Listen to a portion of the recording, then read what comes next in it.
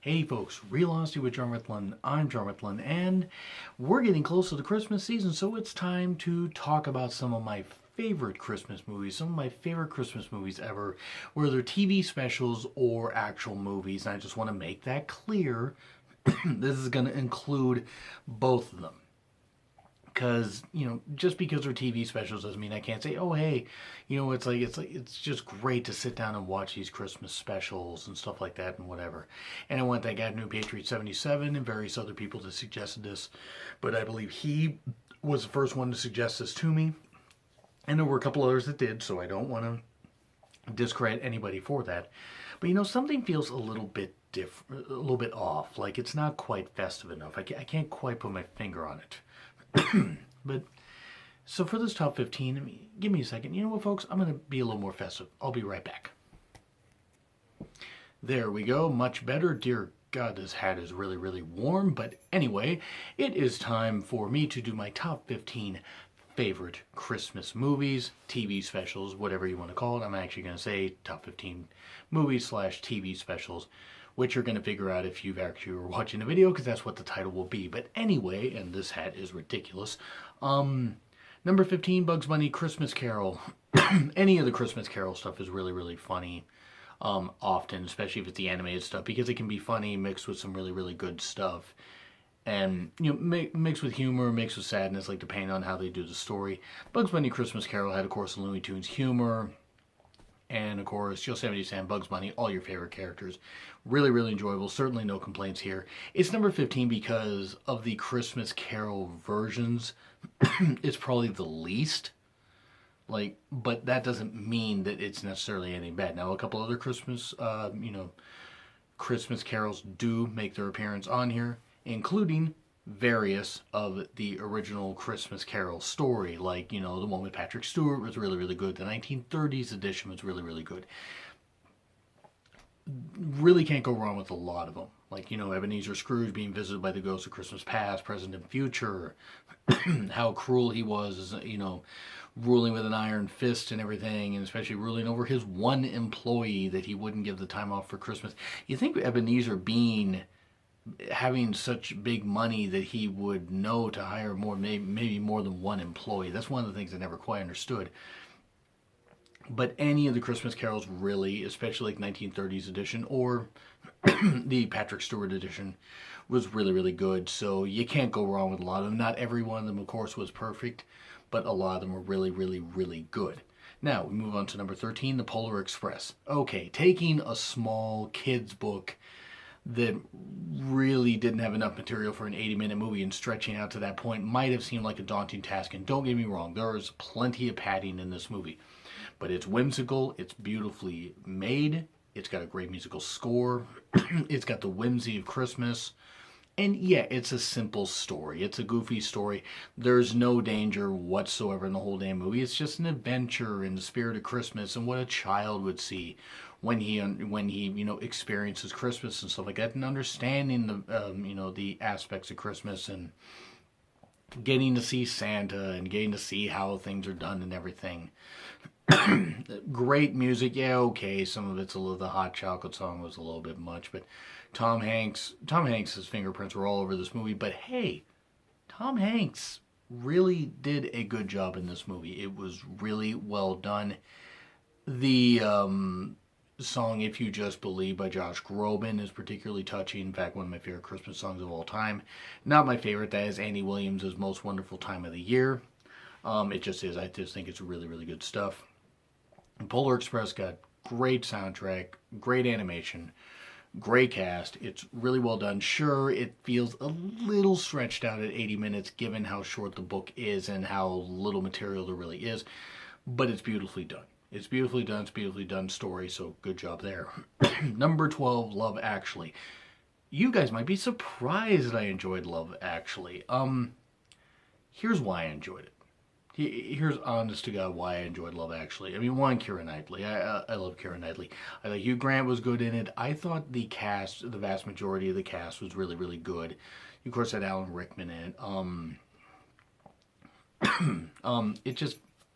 It just was really, really good. And of course, you had varying stories and everything, and like young love, older love, like a guy cheating on his wife, possibly, or maybe not.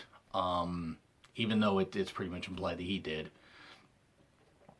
A lot of really good stuff in the spirit of Christmas and finding that love and acceptance, whether it is with a new love, an old love, or family members. There is something for everybody in this movie. And okay, yeah, maybe not every story gets fleshed out perfectly, but it's almost an anthology of love stories mixed into one movie, and I thought it was pretty well done. Is it a bit messy at times?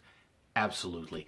Is it a little goofy and just a little bit much, like as far as something that where it's like, okay, a few too many things are just coincidences just to make it happen and give mostly happy endings to these things? Absolutely. But is it a good movie? Yes, it is. Star-studded cast, very well done. No complaints here. Number 11, Home Alone. Almost went with Home Alone 2. Home Alone 2 has Trump. It's out. Also, Home Alone 1 was better. Yeah, the stunts and everything and the stuff he does to the robbers might seem a little bit cruel, even though you would defend your house too if it was getting robbed. But it does capture a good whimsical nature of Christmas overall, with the family actually feeling bad that they left him behind. They left Kevin, Macaulay Culkin behind, and it was good stuff. It did capture the spirit of Christmas and everything. And it's a really fun movie. Sure, Home Alone 2 might almost have better music. I mean, I do remember that much. I mean, maybe Home Alone 2 might be just slightly better as far as like kind of Christmassy stuff. But this was also really good. And the original usually is always the best. And that's why Home Alone is number 11 here. Number 10, Mickey's Christmas Carol, a childhood favorite. One that I remember vividly from a very early age and try to watch it any chance I get, whether it's on Disney, whether it's on Disney Channel, on ABC, or on any channel. If they put it on Hulu, if they put it on Netflix, it doesn't matter. I always try to get a chance to watch it. Great intro with the music and everything. It captures some humor, with Goofy and everything for eternity, maybe even longer, because Goofy was always like that. There's just a lot of good whimsical nature about it, but also a dark tone about it with the ghosts of Christmas past, present, and future. And, of course, Scrooge McDuck being Ebenezer Scrooge. I mean, come on. I mean, that had to happen in the movie. But it was a little dark for Disney stuff, even though Disney always had dark undertones to a lot of their movies. But it was really fun. It was really fun. I really enjoyed this. And really was a greatly captured the Christmas spirit. I certainly had no complaints watching this. And it brings me back to my childhood every time I watch it. And then we go to National Lampoon's Christmas Vacation. Okay, classic here. I don't care for Randy Quaid. Randy Quaid was fine in this movie.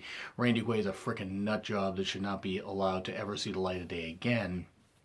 But Christmas Vacation, from the Persian cat getting fried from chewing at the lights to the stupidity of the family, and Chevy Chase being pretty much at his height at this point. Like, Chevy Chase was really fun. Chevy Chase was really fun in this movie, and I can't say that about a lot of Chevy Chase movies, especially after this one. I never found the guy that funny, especially after this. But it was one of the perfect Christmas movies. The neighbors and everything and all that. They were always trying to do stuff, or they were always trying to pick on Clark Griswold, and he would just always find a way to one-up them and stuff like that. And they'd be the rich yuppies that would get blinded and everything from the Christmas lights. It was fun. It was a really good comedy. Really, it's one you certainly can go out and watch, pick up or stream and everything, and you really could enjoy it. God, this hat's ridiculous. Anyway, I'm going to put this back here. So, now we go to number 8, Nightmare Before Christmas. Okay, you could argue this could be a Halloween and a Christmas movie. It works. It works as both. It works as a musical. It works as something a little spoopy, a little too spoopy. Just kidding. But it works really well. It was one of the finest stop motion animation movies the time and effort that everybody involved put into this was really, really tremendous. I mean, I love this movie. One of my friends, Ashley, I know really, really love this movie, so I'm sure you probably would have placed it higher, but this is my list. But I placed it actually higher than I originally did, because I actually had it about number 12, but then I decided, nah, it deserves to be in the top 10. And it's a really, really fun movie. It really is enjoyable. Great, great music, great cast. Great, great stop motion animation. Wonderful stuff. Number 7, Charlie Brown Christmas. And again, it gets a little preachy with Linus's monologue at the end. But it was good stuff. Charlie Brown putting the putting the ornament on the little tree that he finds and bends over or falls over. I killed it. Everything I do is ruined. And of course Snoopy messing with Lucy and stuff like that, and just the classic Peanuts humor and everything, and satire that you would get. It was really good, and it really was a good essence of the spirit of Christmas. I might repeat myself with some of this stuff, but it was really, really good. And Charlie Brown Christmas is certainly something that if you haven't seen it before, you really need to get out and watch it. Number 6, A Garfield Christmas. Also, like Mickey's Christmas Carol, childhood, just childhood. I love the Garfield comics. I used to actually own all the books up until about volume 40. And actually, I recently, I think actually it was a couple of years ago, now that I think about it, I actually traded them in. In fact, it actually might have been around the time I had moved back in, so it actually might have been 5 years ago, or I had to move back home. But I love the Garfield cartoons in the 80s. The movies that were in the 2000s, less so. Those weren't that good. Even though Bill Murray was fine as Garfield, those weren't necessarily great. But here Lou Rawls as Garfield, great. I loved it. I mean, it was short and everything. Of course, you had John Arbuckle and taking Garfield and Odie, the dog Odie, to meet John's family or see John's family for Christmas. And they're on a farm and everything, and some hijinks ensue, but it's a really good spirit of Christmas movie, as a lot of these things should be. So, I mean, no complaints whatsoever. Very enjoyable, very good stuff. And Garfield's humor, of course, something that I can certainly appreciate.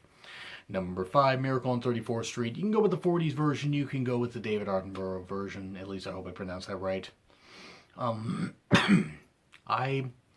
really like this. I really like this. It's one for all the doubters of Santa and this kind of stuff. It's like, is Santa real? Is he fake? Or is the spirit of Santa in all of us? What is it? The spirit of Christmas in all of us? Can we be our own Santa by helping out people and everything? Is that really what it's all about? This answers a lot of that, and it's really just a fun movie. It's really just a fun movie, and they got the perfect balance of like hokiness, it's like trying to prove if Santa's real or not, and good drama and humor. So it was a really nice mix. Either version, 90s remake or the original. Number 4, It's a Wonderful Life. Clarence, I want to live again. I can't do a Jimmy Stewart impression at all. One of the ultimate Christmas movies. When people think Christmas movie, It's a Wonderful Life, usually, especially if they're older, usually pops right up. It's number 4. It's ranked above Miracle on 34th Street because I just feel, as dark as it is, for Jimmy Stewart being the all-American guy and everything, he played a lot of messed up roles. Played a lot of really, really good roles, though. This was, what else can be said about it? What else can be said about It's a Wonderful Life that hasn't been said? Classic Christmas movie, great cast, great story, really makes you appreciate stuff, really makes you appreciate the things that you have when you realize, oh God, what if I was never born? This kind of stuff. It's like, no, I don't want this kind of stuff. It was great stuff. Even if, okay, they had to kind of overlook a few things that Jimmy Stewart's character did, and I'm not going to spoil that much. But yeah, I mean, it may overlook that a little bit or kind of brush it under the rug, but it's still a really classic Christmas movie and one worth checking out. Number 3, Rudolph, the 1964, stop motion one, or whatever, with Cornelius and Herbie the Misfit Elf and the abominable snow creature, snowman, or whatever, and Rudolph with his me, I can't do the weird sound that his nose makes. But really good stuff. Burl Ives, I believe, was the snowman was Frosty, or doing the or he's just a snowman giving the giving the narration and everything. And Burl Ives was really good at that. This is another just classic. This is childhood. Obviously, I was not born in the '60s. I mean, I'm old. I'm not that old. All due respect, people that were born in the '60s might be watching this, which would be a little shocking. But thank you for watching. This just really is childhood. It reminds me pretty much from about 2-3 years old, like fleeting memories that I might have of just watching this with my parents, and try to watch this whenever it's on CBS. Give it a chance and just enjoy it, and takes me back to childhood. And that's one thing I like about Christmas. It's emotional. It reminds me of plenty of good times, and I really appreciate any of the memories I have of Christmas. It means a whole lot to me. I it's never been about the gifts, even though as a kid, obviously you love getting gifts. I appreciate anything my parents got me. And it was a little bit of a sidetrack on Christmas, but I appreciate anything my parents got me, whether they got me one thing or they got me many things. They always provided the best for me throughout the year, including Christmas, and I'm appreciative and grateful for everything that they've done. So now, anyway, back to Rudolph. Great stuff. It's just great stuff. It's silly, but it's fun. It's just really, really, really, really fun. It's a really good movie. TV special, whatever. Number 2, How the Grinch Stole Christmas. Come on. I mean, what else can I say about How the Grinch Stole Christmas? The 1960s edition. Classic Dr. Seuss book. The Grinch had a wonderful, awful idea. The Grinch's heart was 2 sizes too small. The Grinch's heart grew, grew and grew. It was great stuff. I mean, really, no complaints whatsoever. Great animation, great music. It was wonderful. It's just great stuff. You're a mean one, Mr. Grinch. I mean, come on, tell me you can't automatically hear that on the radio and just have nostalgia. Even as young as you might be, you can't have some nostalgia if your parents had you watch this when you were younger. So yeah, How the Grinch Stole Christmas, number 2. And number 1, Die Hard. Fuck you all, Die Hard is a Christmas movie. It is the greatest goddamn Christmas movie ever. Bruce Willis saves us all and saves Nakatomi Plaza, and manages to beat Alan Rickman and beat a whole bunch of other people. I mean, come on, that's great stuff. Manages to get Hans Gruberish hands off of his wife, and yes, that is excellent wordplay. Die Hard takes place around the Christmas season, and Bruce Willis manages to save the city from terrorists. I think if that isn't the spirit of Christmas, I don't know what is. And it's just also a wonderful action movie. Great stuff. Many quotable lines. Yippee-ki-yay, motherfucker. It's like when you steal $600, you can just disappear. But when you steal 600 million, they will find you unless they think you're already dead. Put down the gun. Now I have a gun. Ho, ho, ho. And just a lot of great stuff. So many quotable lines, so many great moments. Die Hard is the ultimate Christmas movie, and I will fight you all if you disagree, but that's fine. If you guys actually want one of these other movies or have another movie that you liked for Christmas, leave it in the comments. Also, like, share, subscribe. Twitter link is in the description. It's been Real Honesty with Jarmethlin. I'm Jarmethlin. A Merry Christmas whenever it happens, and I will see you soon.